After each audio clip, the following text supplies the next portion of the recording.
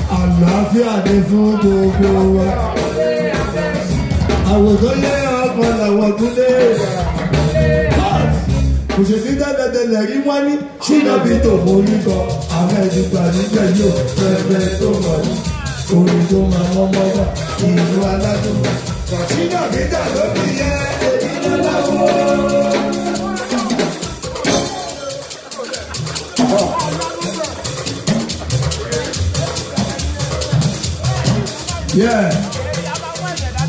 Right now, we are ready to get music. We are ready. Right now, we are ready to play music. We are ready. I want to play. You want to dance? No. Ever dance to Shina music? Ever dance? I see that.